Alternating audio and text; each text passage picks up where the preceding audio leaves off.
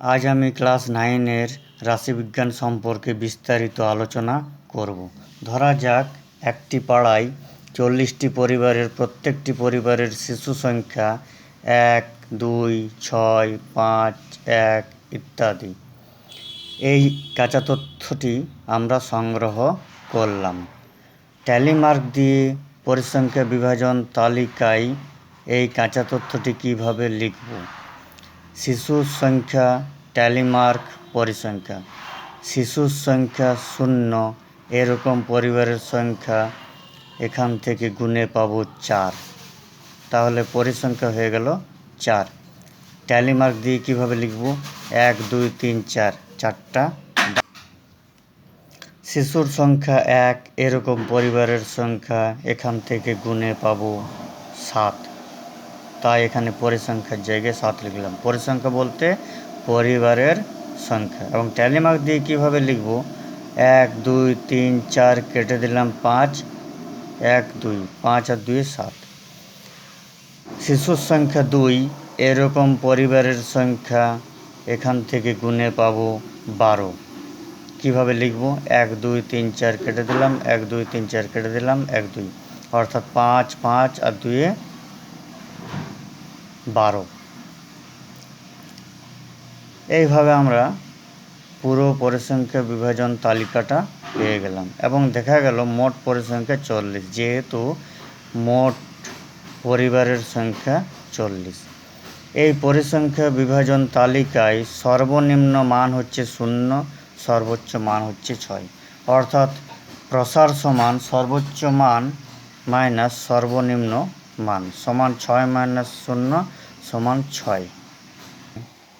প্রাপ্ত তথ্যকে যদি 3টি শ্রেণীতে ভাগ করা হয় তাহলে শ্রেণী দৈর্ঘ্য হবে 6/3 সমান 2। এখন শ্রেণী দিয়ে কিভাবে লিখব দেখা যাক। শিশুর সংখ্যা ট্যালি মার্ক পরিসংখ্যা। শিশুর সংখ্যা 0 to 2 এরকম পরিবারের সংখ্যা কতগুলো দেখি। শিশুর সংখ্যা 0 এরকম পরিবারের সংখ্যা 4, শিশুর সংখ্যা 1 এরকম পরিবারের সংখ্যা 7, অর্থাৎ 4 আর 7 11। তাহলে পরিসংখ্যা অর্থাৎ পরিবারের সংখ্যা পেলাম 11। কীভাবে লিখব? 1, 2, 3, 4 কেটে দিলাম, 1, 2, 3, 4 কেটে দিলাম 1, অর্থাৎ 5, 5, 10 আর 1 11। এই শ্রেণীতে 2 এই শ্রেণীভুক্ত নয়। এরপর আছে 2 to 4 এই শ্রেণীতে 4 এই শ্রেণীভুক্ত নয়। এরকম পরিবারের সংখ্যা কতগুলো দেখি। শিশুর সংখ্যা 2 এরকম পরিবারের সংখ্যা 12, শিশুর সংখ্যা 3 এরকম পরিবারের সংখ্যা 5, 12 আর 5 17। শিশুর সংখ্যা 4 এরকম পরিবারের সংখ্যা 6, কিন্তু 4 সংখ্যাটা এই শ্রেণীভুক্ত নয়, এই শ্রেণীর অন্তর্ভুক্ত নয়। তাহলে 17 পেলাম, 17 লিখলাম। ট্যালি মার্ক দিয়ে লিখলাম 5, 5 10, 5 15 আর 2 17। এইভাবে তারপরেরটাও আমরা করলাম। এখন এই যে প্রত্যেকটি শ্রেণীকে বলা হয় শ্রেণী অন্তর। এই প্রত্যেকটি শ্রেণীর প্রান্তস্থ মান দুটিকে বলা হয় শ্রেণী সীমা,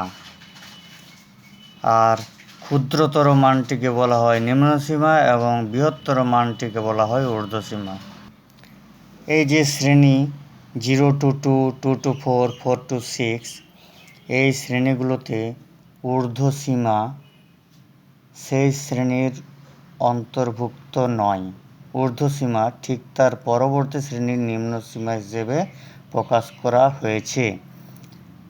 এই রকম শ্রেণীকে কি বলা হয়? শ্রেণী বহির্ভূত পদ্ধতি। শ্রেণী অন্তর্ভুক্ত পদ্ধতিতে শ্রেণীগুলো কেমন হয়?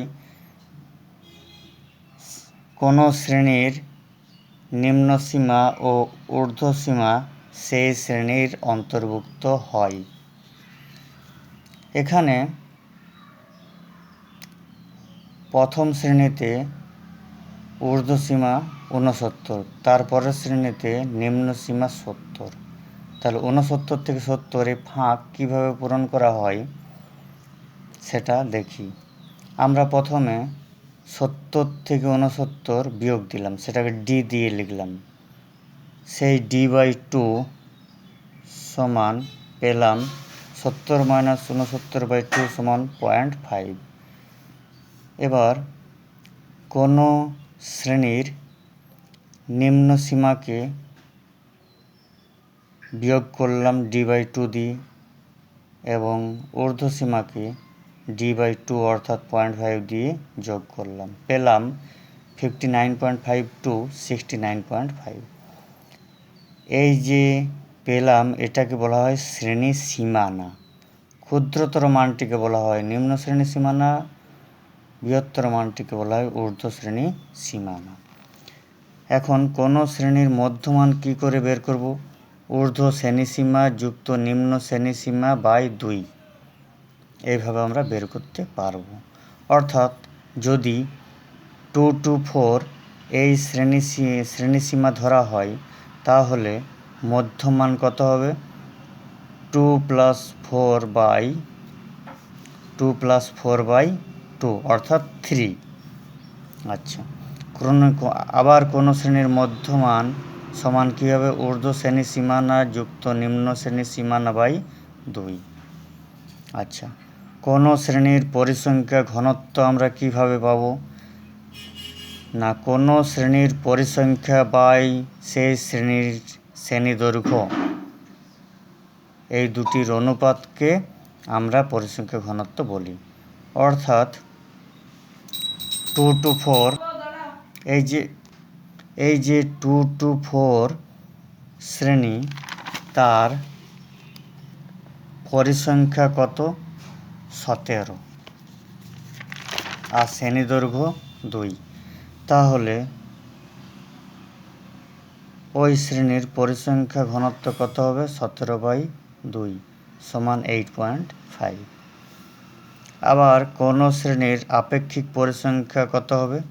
উক্ত শ্রেণীর পরিসংখ্যা বাই মোট পরিসংখ্যা। অর্থাৎ এক্ষেত্রে 17, 2 to 4 শ্রেণীর পরিসংখ্যা 17 বাই মোট পরিসংখ্যা 40, এইটা। এখন আমরা একটা পরিসংখ্যা বিভাজন তালিকা নিয়েছি, যেখানে দেওয়া আছে প্রাপ্ত নম্বর, ট্যালি মার্ক, পরিসংখ্যা অর্থাৎ ছাত্রছাত্রীর সংখ্যা। অর্থাৎ 30 থেকে 40 নম্বর পেয়েছি কতজন ছাত্রছাত্রী, 40 থেকে 50 নম্বর পেয়েছি কতজন ছাত্রছাত্রী, এইভাবে একটা আমরা পরিসংখ্যা বিভাজন তালিকা নিয়েছি। এই পরিসংখ্যা বিভাজন তালিকাটিকে সহজে হিসাবের জন্য পরিসংখ্যা বিভাজন ছকের মাধ্যমে লেখা যায়। সেটা কিভাবে লিখি দেখি। আমরা একটা পরিসংখ্যা বিভাজন তালিকা এভাবে তৈরি করছি। প্রাপ্ত নম্বর পরিসংখ্যা অর্থাৎ ছাত্রছাত্রীর সংখ্যা। প্রাপ্ত নম্বর 30-এর কম, অর্থাৎ 30-এর কম পেয়েছে এরকম ছাত্রছাত্রীর সংখ্যা কত দেখি। এখানে লেখা আছে 30 থেকে 40, অর্থাৎ 30 থেকে 40 নম্বর পেয়েছে 3 জন এরকম, কিন্তু 30-এর কম কেউ পায়নি, অর্থাৎ 30-এর কম পেয়েছে এরকম ছাত্রছাত্রীর সংখ্যা 0। আচ্ছা, 40-এর কম পেয়েছে এরকম ছাত্রছাত্রীর সংখ্যা কত দেখি।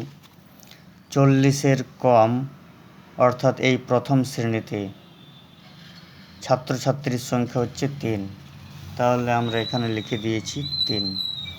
50-এর কম পেয়েছে এরকম ছাত্রছাত্রীর সংখ্যা, আমরা পরের শ্রেণীটায় দেখলাম 40 to 50, মানে 50 বা তার 50-এর কম পেয়েছে এরকম ছাত্রছাত্রীর সংখ্যা হবে 3 + 12, সেটাই লিখলাম 3 + 12। 60-এর কম পেয়েছে এরকম ছাত্রছাত্রীর সংখ্যা কত দেখি। এখানে দেখছি যে 50 থেকে 60, অর্থাৎ 60-এর কম পেয়েছে কতজন ছাত্রছাত্রী দেখি। না, 3 + 12 + 4, সেটা এখানে লিখলাম 3 + 12 + 4 সমান 19 জন।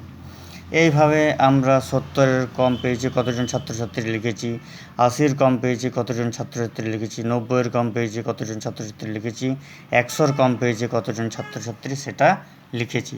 100-এর কম কতজন পেয়েছি দেখি, এখানে লেখা আছে 90 থেকে 100, অর্থাৎ 100-এর কম পেয়েছি কতজন না 3 যুক্ত 12 যুক্ত 4 যুক্ত 6 যুক্ত 9 যুক্ত 4 যুক্ত 2 সমান 40 জন, সেইটা আমরা এখানে লিখেছি 40 জন। এখন এই পরিসংখ্যা বিভাজন তালিকাটিকে আরেকভাবে পরিসংখ্যা বিভাজন তালিকায় লেখা যায় সহজে হিসাবের জন্য। সেটা কিভাবে লিখি দেখি। 30 অথবা 30-এর বেশি, 40 অথবা 40-এর বেশি, 50 অথবা 50-এর বেশি, এইভাবে। আর এখানে ডান দিকে পরিসংখ্যা অর্থাৎ ছাত্রছাত্রীর সংখ্যা। তো 30 অথবা 30-এর বেশি নম্বর পেয়েছে এরকম ছাত্রছাত্রীর সংখ্যা কতজন দেখি। তারা দেখা যাচ্ছে যে 30 থেকে 40, 40 থেকে 50, 50 থেকে 60, অর্থাৎ 30 বা 30-এর বেশি নম্বর পেয়েছে এরকম ছাত্রছাত্রীর সংখ্যা হবে 3 + 12 + 4 + 5 + 9 + 4 + 2 সমান 40 জন। তাহলে এখানে লিখে দিলাম 40 জন। 40 অথবা 40-এর বেশি নম্বর পেয়েছে এরকম ছাত্রছাত্রীর সংখ্যা কত হবে দেখি। 40 থেকে 50 হচ্ছে 12, 50 থেকে 60 হচ্ছে 4, এইভাবে। অর্থাৎ 40 বা 40-এর বেশি নম্বর পেয়েছে কতজন ছাত্রছাত্রী, 12 যুক্ত 4 যুক্ত 6 যুক্ত 9 যুক্ত 4 যুক্ত 2 সমান 37 জন, সেইটাই এখানে আমরা লিখেছি। 50 অথবা 50-এর বেশি নম্বর পেয়েছে এরকম ছাত্রছাত্রীর সংখ্যা কত দেখি। এই যে 50 থেকে 60, 60 থেকে 70, এই ছাত্রছাত্রীর সংখ্যাগুলো আমরা গুনব। অর্থাৎ 4 যুক্ত 6 যুক্ত 9 যুক্ত 4 যুক্ত 2, এই যে লিখলাম 4 যুক্ত 6 যুক্ত 9 যুক্ত 4 যুক্ত 2 সমান 25 জন। এইভাবে আমরা 60 অথবা 60-এর বেশি নম্বর পেয়েছে কতজন ছাত্রছাত্রী লিখেছি। 70 অথবা 70-এর বেশি নম্বর পেয়েছে কতজন ছাত্রছাত্রী লিখেছি। 80 অথবা 80-এর বেশি নম্বর পেয়েছে কতজন ছাত্রছাত্রী লিখলাম। 90 অথবা 90-এর বেশি পেয়েছে কতজন ছাত্রছাত্রী সেটা লিখলাম। 100 অথবা 100-এর বেশি পেয়েছে কতজন ছাত্রছাত্রী দেখি। এখানে আছে 90 থেকে 100, অর্থাৎ 100 অথবা 100-এর বেশি নম্বর কেউই পায়নি, অর্থাৎ 0, 0 ছাত্রছাত্রীর সংখ্যা 0।